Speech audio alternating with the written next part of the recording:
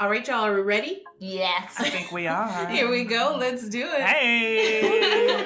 Welcome, fearless listeners. Today is the first ever broadcast from PandA Pod. I know. If you haven't heard, PandA Pod is NDRN's brand new podcast channel designed to deliver training, technical assistance, useful, and most importantly, entertaining content Absolutely. to the P&As and our allies in an all-new format.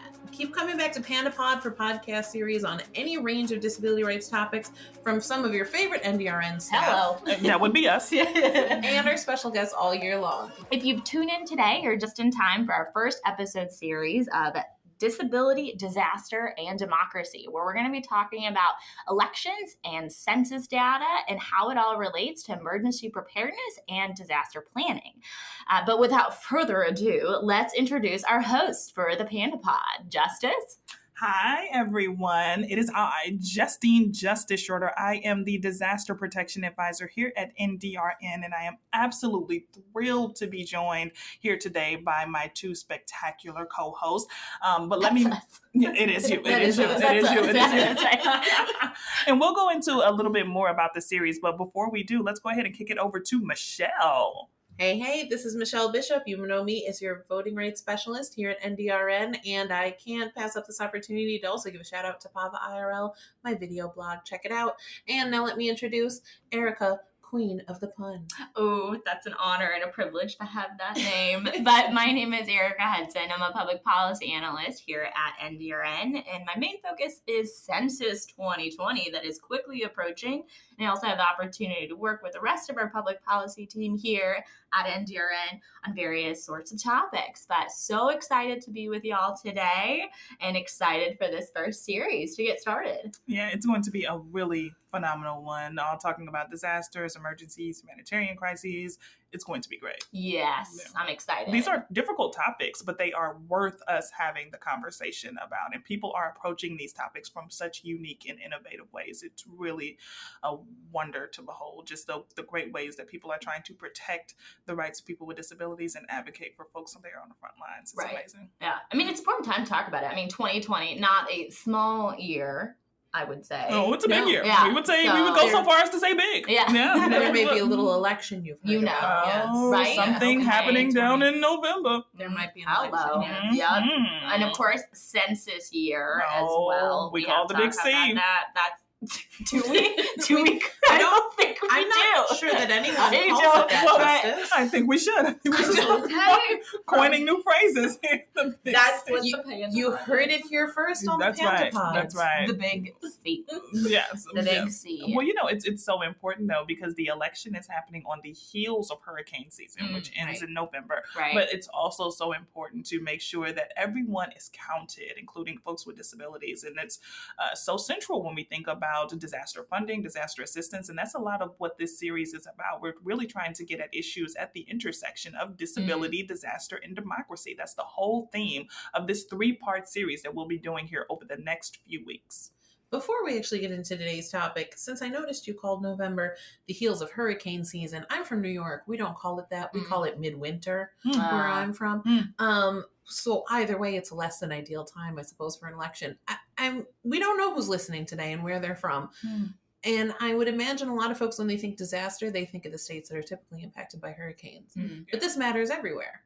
It absolutely does. So, we think about this in some of the most frequently hit states, right? You think about this in some of your Gulf Coast states. You think about this in terms of the wildfires in California. But yes, as Michelle mentioned, obviously disasters can happen anywhere in the country, right? And you have typhoons that are taking place in the Pacific Islands, and you have all types of flooding that occurs on just any time of the year. Flooding can happen anytime. Also, home fires. There's all types of emergencies that happen, both natural and man-made, that happen that could keep people away from the polls due to displacement or any other number of reasons. And so it's important for us to just sit down, have the conversation, and just look at the myriad of ways that people are impacted by these issues. And let's figure out what we can do as advocates, as attorneys, as people who care, and take it from there. And that's why census data is so important. So we know where people are at all times, and whether that's to prepare for disasters or emergencies or after, to see how different communities change over time, especially if they were impacted by any type of disaster that you just said. So correct me if I'm wrong, you're referring to data from the Big C? Yes, the big Absolutely. the Big C. Yeah, We'll talk about on our second episode of this series. Justice, tell us about today's episode. Well, today's episode, we're going to kick it off with an episode about voting rights after disasters. So we'll be hearing from representatives from Disability Rights New Jersey. They'll be talking to us about a lot of the phenomenal work that they did after Superstorm Sandy in 2012. And then we're going to kick it over to Orange County, and they'll be talking to us about some of the innovative things that they are doing to ensure that individuals with disabilities have equitable access to elections following disasters. So they are exciting and engaging, captivating conversations. We do hope that you guys will stay with us throughout. Mary from Disability Rights New Jersey kicks us off. Mary? Okay, my name is Mary Saccone. I'm the Director of Policy. I've been with Disability Rights New Jersey and its prior name, New Jersey Protection and Advocacy, since 1998. Awesome. So I initially met you, Mary, at the NDRN 2019 annual conference, and you were attending a roundtable that was on voting, and you mentioned this concept of voting rights after disaster. So that is where I personally would love to start. Why did you bring up that question, and can you talk to us about the importance of voting rights after disasters? I brought it up because it's an experience that here in New Jersey we experienced firsthand. And unless, as people are now experiencing wildfires in California, hurricanes in Texas and Florida, and disasters all over the country, it's something that I think people need to be prepared for. In 2012, it was a week before the election. And we were hit by Hurricane Sandy. The problem with Hurricane Sandy was it hit the shore pretty hard. A lot of buildings were destroyed and flooding and surge and all of that. But throughout the whole state, power was out for weeks throughout the whole state. So even if you didn't get the full effect of the storm, the residual effects continued on for several weeks. And because it was a presidential election year, 2012, it was 1 week before the election, we were scrambling. The Division of Elections was scrambling. The local county officials were scrambling to try to figure out how they were going to hold a presidential election 1 week after this natural disaster. So it's something that I think people need to be prepared for, because you just never know when disaster is going to strike. And I say it hit the entire state. So it was something that it wasn't just one little small area. It was statewide. And good thing it was just a minor election. Yeah, I mean, it couldn't have been any worse. I mean, the presidential election, which has the most people voting, and it was a big deal. So yes, that was the biggest problem. And so basically we were flying by the seat of our pants. The director of the Division of Elections and the Secretary of State were just every day throwing out emergency rulings to determine, on who could vote, where people could vote, all kinds of other stuff. People were just trying to throw up ideas of how we could get people to vote as many, even though they weren't living where they normally live, they were displaced. I mean, it was a problem. Wow. So, and you talked about this a little bit, the power outages, buildings being destroyed, and I think a lot of our listeners are going to remember exactly how devastating Superstorm Sandy was. How badly did that shake up the traditional model of polling place voting? Well, there were certain counties, like Ocean County, where many polling places just weren't available, period. They either had no power or their polling place was damaged beyond repair, or at least in time for the election. So they either had to find new polling places, they had to try to find places that people could get to, because you got to remember, not only were polling places not available, roads were, certain roads were impassable, there were trees down everywhere. It was a problem. And even in other counties, as I say, the problem was statewide because power was out. So a lot of polling places just couldn't be used because there was no power. So the voting equipment couldn't be used in those locations. So there was suddenly they had to try to change election locations.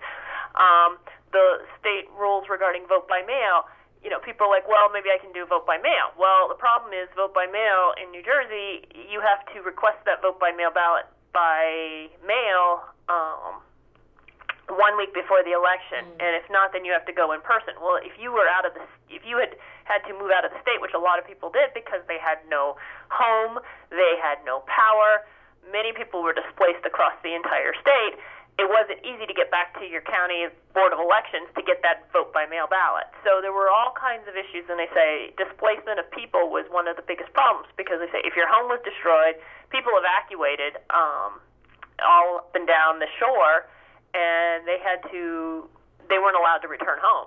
So there was no coming home. So they were evacuated, and then they were gone. It's kind of like for many months. And when you consider there was an election 1 week later, that created all kinds of problems. If it had been, a month before the election, it wouldn't have been such a problem. But it literally was 1 week. And they say the opportunity to vote by mail, that was ending by mail. If you wanted to request that vote by mail ballot by mail, you had to do that 1 week before the election. I'm wondering, what are your top 3 lessons learned from this experience? If you had 3 main takeaways that you want our audience to remember today to help them prepare wherever they are, what would those be?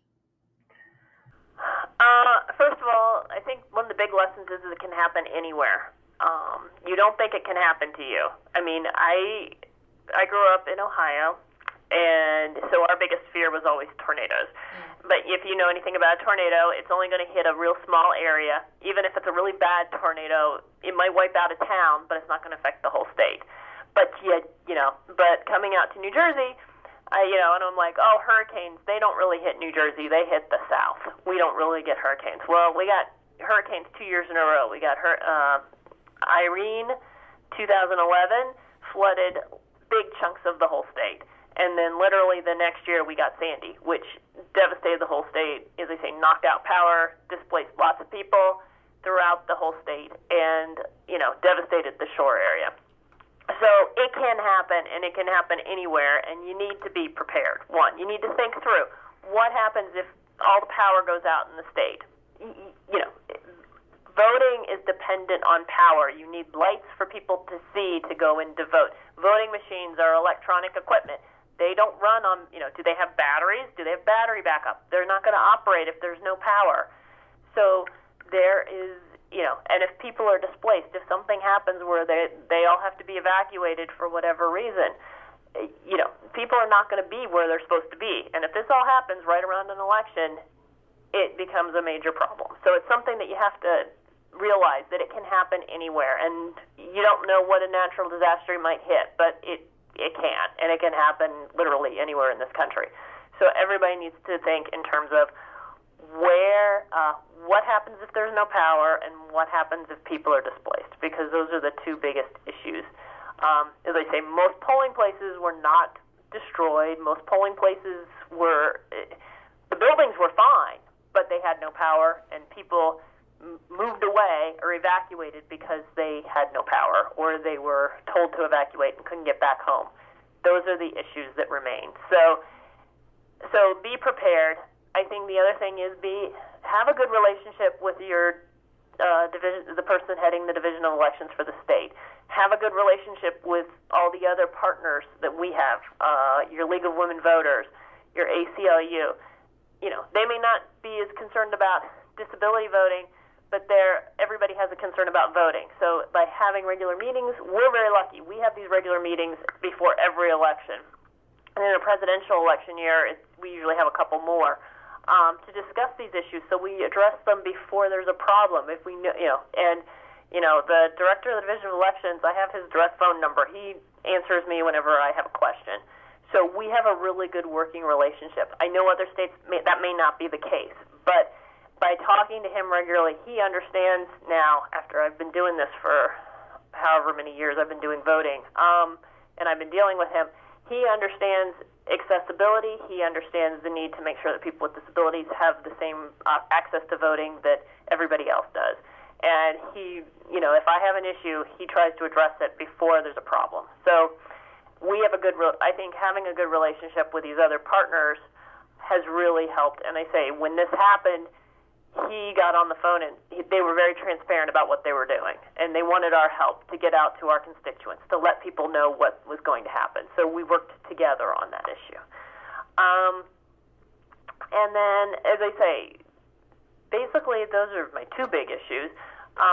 And three, no idea is, you may come up with when an emergency does strike, throw out any ideas.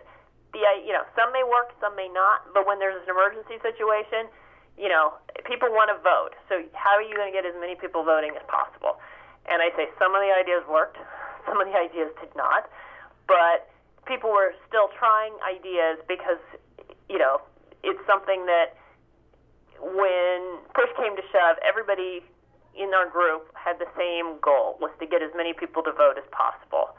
So we all worked towards that one purpose. And when things didn't work, we're like, okay, that's not working.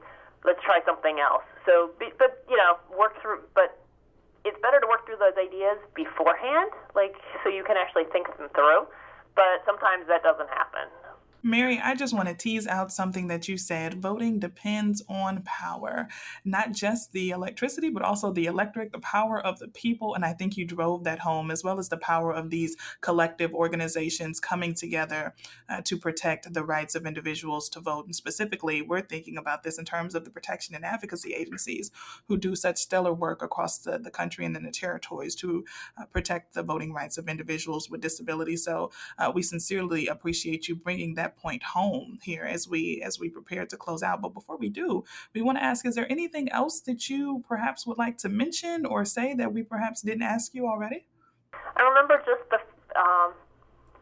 idea that, oh my gosh, how are we going to get people to vote when everybody is out of state or out of their district or wherever? And it's like, how are we going to count the votes? How are we going to handle the vote? I mean, it was just this big fear that the election was going to fall apart, and it didn't, and people did get to vote.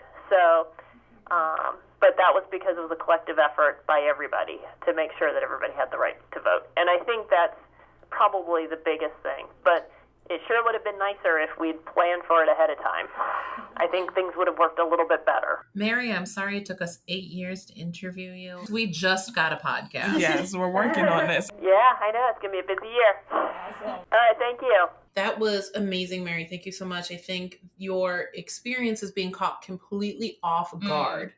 And having to run an election immediately after a storm that I don't think anyone thought was going to reach all the way to New York and New Jersey.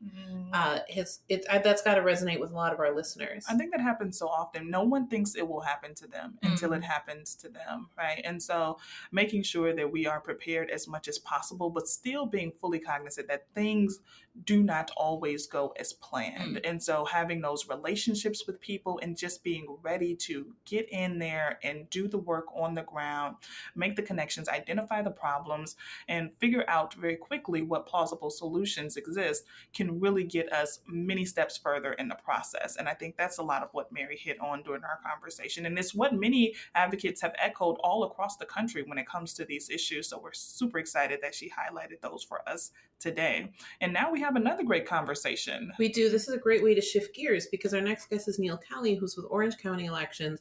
And Orange County actually spends a lot of time preparing and thinking about how they're going to ensure access to the ballot during or after disaster so that they won't be caught off guard.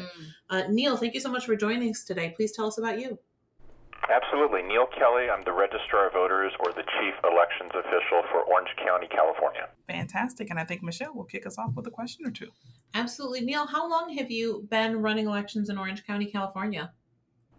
I am coming up on my 16th year of doing this, which is a little unusual because in California, the average tenure is about 5 years for this position. So a lot of your voters are actually voting by mail. How? They are, yes. How are they typically receiving an actual postal mail paper ballot? And if so, how do you prepare for disaster when they may not be home or their home may not be there anymore?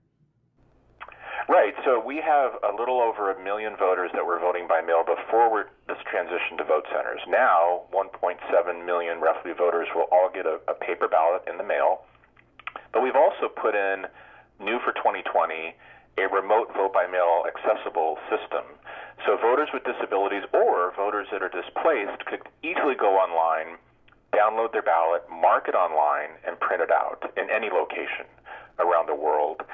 So we're prepared for that, and that really, the primary function of that is to provide services for voters with disabilities that might not be able to make it to a vote center, but it has this byproduct of being able to service voters in a disaster or service military voters overseas. So there's kind of a catch-all as well. That's what we refer to as the beauty of universal design, kind of having program, not just in terms of physical access, but also programmatic access, communication access, but building things in a way that's going to be universally accessible to everyone, not just individuals with disabilities. Neil, a quick question for you. Talk to us a little bit about your engagement with the disability community. This is often the first recommendation that we hear when folks talk about making things more accessible and trying to enhance equity for the disability population. So can you talk to me about the process of engaging with the disability community to make some of these changes that you've referenced thus far? I can't tell you enough how much I appreciate the disability community here in Orange County, because they're engaged, and we have a number of representatives on our large community advisory board, which is made up of 25 individuals throughout the county, many of them voters with disabilities. And I can tell you that they have been instrumental in the acquisition of our new voting system, in the way that we are providing services to voters with disabilities.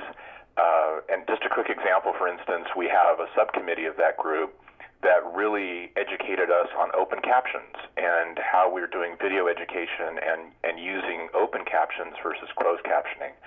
So they've just been instrumental in the whole operation from top to bottom. You talked a little bit about how you prepare for a disaster when you're thinking about running elections. What sort of partners are you bringing to the table, even just beyond the disability community? Yeah, we have a law enforcement fusion center here in Orange County that we work very closely with. We partner very closely with Homeland Security and the FBI. We also partner with our local fire authority. And so all of these folks are at the table and having these discussions on how would we respond. We participate in tabletop exercises, for instance, with our local fire authority and local law enforcement. And that keeps us, this issue top of mind. We also go through risk assessments internally and then bring in these other outside agencies as necessary to help us with those risk assessments and to provide other perspectives. So it's kind of broad in terms of what we do, here in Orange County and the people that we engage. I'm also fortunate because Orange County is the only county in California that has its own law enforcement fusion center for the entire county. Even LA County doesn't have that. So, I'm lucky that we have these resources available. Neil, I also wanted to ask you a question here. If you could, you said that you have been doing a lot of planning and things that have been specifically related to preparation for 2020 elections starting here in March.